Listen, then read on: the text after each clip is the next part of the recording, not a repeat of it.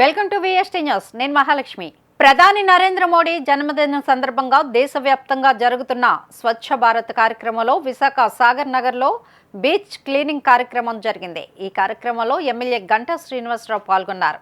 ఈ కార్యక్రమానికి ఉమ్మడి కూటమి నాయకులు, కార్యకర్తలు, స్వచ్ఛంద సంస్థలు, అభిమానులు పెద్ద ఎత్తున పాల్గొని బీచ్ నుండి చెత్తను తొలగించి శుభ్రం చేశారు.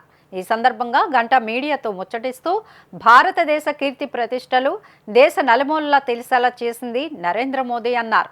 యోగా రోజున ప్రధాని యోగా చేసి ప్రపంచం భారతదేశం వైపు చూసేలా చేశారన్నారు. స్వచ్ఛ భారత్ కార్యక్రమం అనేది మొక్కుబడిగా కాకుండా నిత్య జీవితంలో ఒక భాగం కావాలన్నారు. చెత్త నుంచి విద్యుత్ తయారీ కేంద్రాన్ని మంత్రి నారాయణతో కలిసి పరిశీలించామన్నారు. విజయవాడలో వచ్చిన వరదలు ఎవరూ ఊహించినటువంటిదన్నారు. జీవీఎంసీ నుంచి సుమారు 250 మంది సిబ్బంది 13 రోజుల పాటు అక్కడే ఉంటూ కృషి చేశారన్నారు. వారికి సెల్యూట్ చేస్తూ చిరు సత్కారం కూడా చేశామన్నారు. విశాఖ స్టీల్ ప్లాంట్ కోసం మాట్లాడే నైతిక హక్కు వైఎస్ఆర్సీపీ వాళ్ళకి లేదని, స్టీల్ ప్లాంట్ అనేది వైఎస్ఆర్సీపీ వాళ్లకు రాజకీయమని, కానీ మాకు అది ఒక సెంటిమెంట్, ఎంతోమంది ప్రాణ త్యాగాల వలన సాధించిన పరిశ్రమ అన్నారు. అక్కడ వాతావరణం చూస్తే మన చేతిలో ఏదైనా ఒక చెత్త కాగితం ఉన్నా, లేదా చిన్న పిల్లలు చాక్లెట్ తిని ఆ ర్యాపర్ కూడా కింద పడేయాలంటే ఆలోచిస్తారు. అంత పరిశుభ్రంగా ఆ పరిసరాలు ఉంటాయి. అదే చెత్త చెదారం ఉంటే మనం కూడా అదే ఫీలింగ్ లో ఉంటాం. చెత్త చెదారం మనం కూడా అందులో వేసే పరిశుభ్రంగా వస్తూ ఉంటుంది. అలా కాకుండా పరిసరాలన్నీ కూడా పరిశుభ్రంగా ఉంచుకోవాలి. మహాత్మా గాంధీ గారు చెప్పారు, క్లీన్లీనెస్ ఈజ్ గాడ్లీనెస్ అని. ఎక్కడైతే పరిశుభ్రంగా ఉంటామో అక్కడ భగవంతుడు కూడా ఉంటాడు. అది మరి అప్పటి నుంచి కూడా మనకి ఈ పరిశుభ్రతకి ప్రాధాన్యత ఇస్తా ఉన్నాం. మరి ఈరోజు ఇప్పుడే జనరల్ కమిషనర్ చెప్పారు, మన ఏదైతే విజయవాడ ఫ్లడ్స్ మనం కనీవిని ఎరుగిన రీతిలో అక్కడ ఫ్లడ్స్ వచ్చాయి. ఆ ఫ్లడ్స్ వచ్చినప్పుడు సాక్షాత్తు ముఖ్యమంత్రి దగ్గర నుంచి మొత్తం ఎంటైర్ క్యాబినెట్ దగ్గర నుంచి ఎమ్మెల్యేలు, ఎంపీలు, అధికార యంత్రాంగం మొత్తం కూడా 10-12 రోజుల పాటు పూర్తిగా దాంట్లో మమేకమై అక్కడ ఒక సాధారణ స్థితి వచ్చేదాకా కూడా అన్ని కార్యక్రమాలు చేశారు.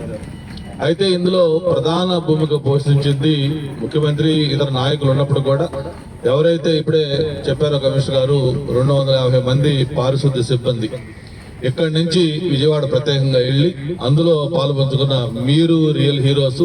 మీకు అందరూ కూడా సెల్యూట్ చెప్తా ఉన్నాం. ఎందుకంటే మామూలుగా ఏదైనా ఒక అరగంటో లేకపోతే ఒక హాఫ్ డేనో లేకపోతే ఒక రోజు నీళ్ళలో ఉంటే మన కాళ్ళు ఎలా అవుతాయి తెలుసు. అటువంటిది అన్ని రోజుల పాటు ఆ మోకాళ్ళు నీళ్ళల్లో ఉండి మీరు స్వయంగా ఆ పారిశుద్ధ్య కార్యక్రమాలు పర్యవేక్షించారంటే మీ అంకిత భావానికి నిజంగా అందరం కూడా అభినందనలు తెలియజేయాలి.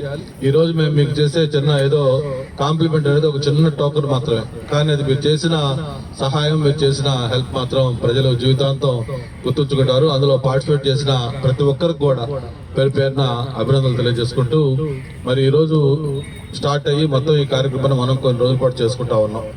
నేను ఒకటే అధికారులు కోరుతా ఉన్నాను, 13 సంవత్సరాలు గుజరాత్ రాష్ట్రానికి ముఖ్యమంత్రిగా పనిచేసి, అలాగే 3వసారి మళ్ళీ మొన్న జరిగిన ఎన్నికల్లో ఘన విజయం సాధించి ప్రధానమంత్రిగా మళ్ళీ 3వసారి బాధ్యతలు చేపట్టిన నరేంద్ర మోడీ గారి జన్మదినం.